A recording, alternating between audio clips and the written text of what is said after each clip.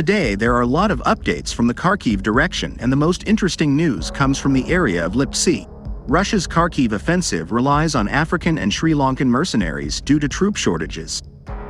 Poor quality North Korean artillery shells and equipment failures hinder Russian efforts, while Ukrainian forces maintain numerical superiority, potentially creating opportunities for counter-offensives.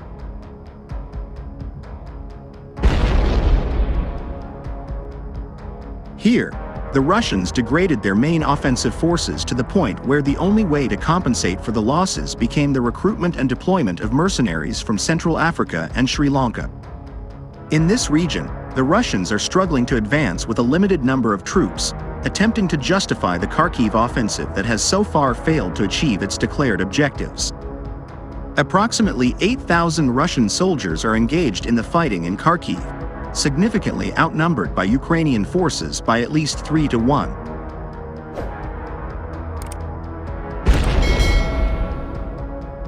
Consequently, the Russians are unable to make headway due to fierce resistance and heavy losses. Without reinforcements, their position in the region is at risk of collapsing. The Kharkiv front has often been neglected by the Russian command, resulting in a shortage of reinforcements from regular troops, and this neglect led to the deployment of foreign mercenaries from Africa, speculated to be associated with the Wagner Group.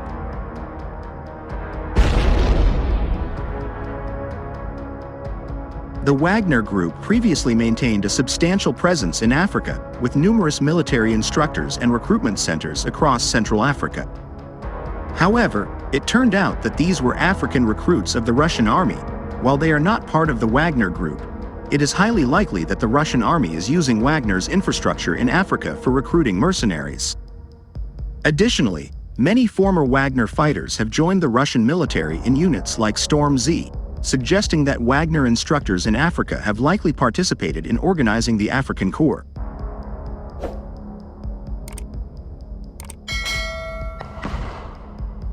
The Russian government is actively trying to attract individuals from Africa and developing nations by offering a monthly salary of $2,200, health insurance, and Russian citizenship for recruits and their families.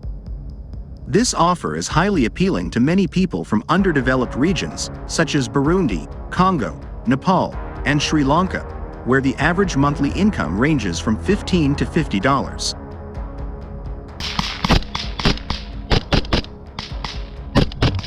The Russian Africa Corps, established in December 2023, comprises around 2,000 fighters, including officers, soldiers, experienced mercenaries, and new recruits, many of whom previously served in Wagner. According to British intelligence, the Russian command deployed the Africa Corps to the Belgorod region in April. This deployment was later confirmed by footage from the area. In one such video, an African mercenary, likely separated from his squad, is detected by a Ukrainian drone. The mercenary helplessly tries to defend himself from the drone using a wooden stick.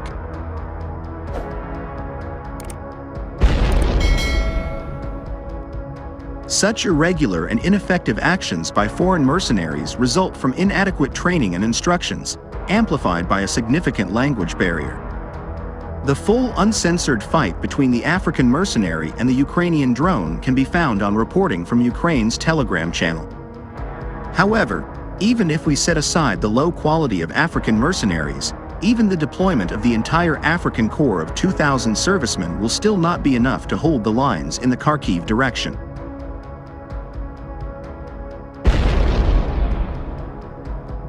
To address the manpower shortage, the Russian army has expanded its recruitment campaign to Sri Lanka. Sri Lankan and Russian delegations, including Russian Deputy Defense Minister Alexander Foreman, have met to discuss the involvement of Sri Lankan nationals in the Russian army. It is known that over 200 Sri Lankans have died in the conflict so far, and ongoing Russian recruitment efforts could attract many more mercenaries. Additional footage confirms the deployment of Sri Lankan mercenaries, including one fighter who was fortunate enough to be captured.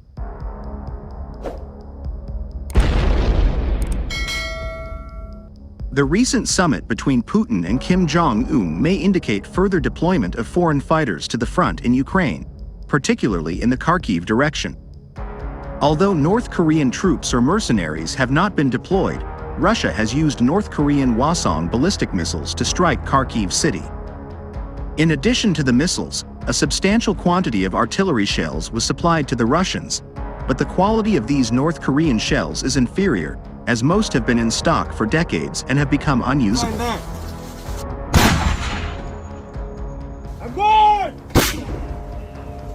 Some Russian soldiers have reported that their artillery is suffering from barrel wear, which isn't being replaced, leading to devastating gun failures. In one of the videos from the area, a Russian artillery piece is seen exploding due to barrel wear, causing a detonation that destroyed it and tossed the gun aside. Additionally, the artillery pieces that functioned correctly often fired defective shells due to inconsistent amounts of gunpowder.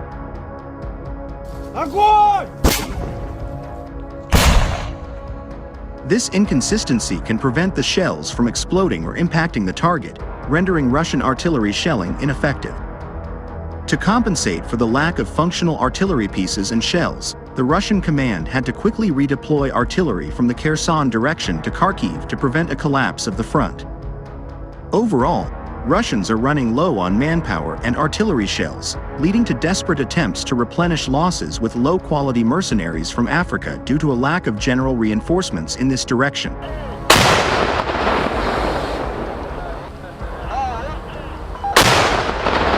Such a development of the situation can lead to a window of opportunity for the Ukrainians to launch a decisive offensive against Russian forces north of Lyptsi to push them out. Meanwhile, Russia benefits from a significantly larger population than Ukraine. Some of those in the assaults are former prisoners, but Russia is also able to recruit through making one-off payments, sometimes thousands of dollars. And there have been complaints from the Russian side about crippled regiments, in which wounded soldiers are forced back into fighting. All of this, Western officials say, means Moscow can keep throwing soldiers, even if poorly trained, straight onto the front lines at the same rate they are being killed or wounded.